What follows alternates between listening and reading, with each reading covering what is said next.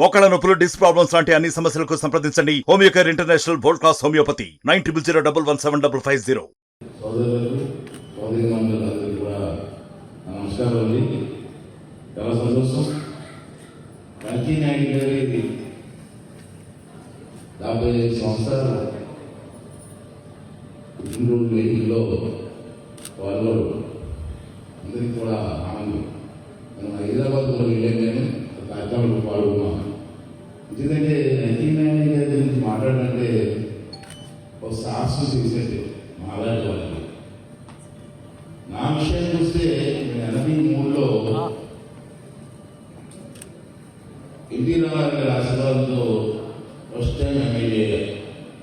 ఆ సభలో వెంకయ్య గారు ఉన్నారు. అసెంబ్లీలో, హైదరాబాద్ అసెంబ్లీలో నేను ఫస్ట్ టైం ఎమ్మెల్యే వెళ్ళినప్పుడు అన్నయ్యప్పుడు వెంకయ్య నాయుడు గారు ఆ సభలో ఎమ్మెల్యేగా ఉన్నారు. వాళ్ళు మాట్లాడుతుంటే ఎక్కడికి వెళ్ళకుండా అసెంబ్లీ కూర్చొని ఇంటూ ఉండేవాళ్ళు. అంతేకాదు వారు ప్రసంగాలు మీరు కొత్తగా ఎమ్మెల్యే ఎన్నో అవకాశాలు ఎక్కడికి వెళ్ళాల్సింది వస్తుంది. మేము చిన్నప్పటి నుంచి రాజకీయాలు ఇంట్రెస్ట్ 83లో రాజకీయాలకు వచ్చాం. ఆ రోజు నుంచి వెంకయ్యనాయుడు గారి గారు స్పీచెస్ అని విన్నాను. నేను గంటలు తరబడి హైదరాబాద్లో శాసనసభలో లైబ్రరీలో కూర్చొని వెంకయ్యనాయుడు గారి స్పీచెస్ అన్నీ చదివాను.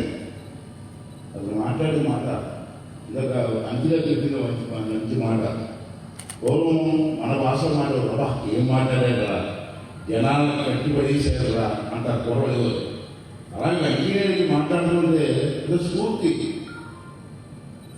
జనాలను కట్టిపడేసేవారు. మాట్లాడే తీరు ఇండియాలో పాలనలో రాదు, విని ఆనందిస్తూ ఉంటాం. అటువంటి వ్యక్తి ఇవాళ అతని గురించి మాట్లాడే అదృష్టంగా, అతను మాట్లాడే ఆత్మ మాకు లేదు నిజంగా చెప్పాలంటే. అయినా అతని గురించి మాట్లాడుతుంటే నేను చాలా విలేజ్లో ఫీల్ అవుతున్నాను. ఇక్కడ ఉద్దేశం చూడండి, ఇక్కడ ఉదయగిరి నుంచి ఉపరాష్ట్రపతి వరకు, పల్లె నుంచి పద్మభూషణం వరకు సామాన్య విషయంలో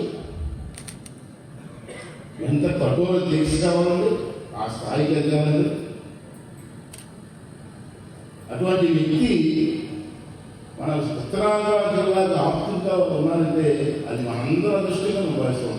భవిష్యత్ కూడా అంటే ఈ వేదికలో ఇక్కడ రస్వాలు కూడా ఉన్నారు కాబట్టి ఈ వేదికలో మంచి మాట్లాడుకుంటున్నారు. రాజకీయ నాయకులతో ఎదగాలన్న ఆలోచన వాళ్ళందరూ కూడా అతన్ని అనుసరించవలసిన అవసరం ఉంది, అతను ఫాలో అవ్వాల్సిన అవసరం ఉంది, అతను అడుగుజాలలో నడవలసిన అవసరం ఉందని చెప్పి నేను మనం చేస్తున్నాను. సార్ నాయుడు గారు ఈ సందర్భంలో నాకు రిక్వెస్ట్ సార్, మరి చంద్రబాబు నాయుడు ఏ ఉద్దేశంలో దాన్ని స్పీకర్ చేసేది తెలియదు, కానీ ఆ కుర్చీ నా బాడీ లాంగ్వేజ్కి కుర్చీ లాంగ్వేజ్ సరిపోతుంది. అయినా సరే మీకు మాట ఇస్తాను సార్, ఇలాంటి పెద్దలు ఎంతోమంది రాజ్యసభలో మీరు కూర్చొని ఆ సభను నడిపించి తీరుని చూస్తూ ఉంటాను. నేను విలేషన్స్ చూస్తూ ఉంటాం. మీకు మాట ఇస్తాను సార్, ఆ కుర్చీకి ఏమాత్రం మందు రాకుండా ఈ మాటలు బాగాలేదు, అలా చేతితో గౌరవం తెచ్చిన విధంగా నేను ప్రవర్తిస్తానని. అలాగే మిమ్మల్ని ఒక రిక్వెస్ట్ సార్, మా ఎమ్మెల్యేలు అందరికీ కూడా ఈ అసెంబ్లీ స్టార్టింగ్లో 2 రోజులు ట్రైనింగ్ క్యాంప్స్ పెడతాను సార్. నేను యాజ్ స్పీకర్గా ఈ కొత్త ఎమ్మెల్యేలు 83 మంది కొత్తగా ఎమ్మెల్యేలు వచ్చారు.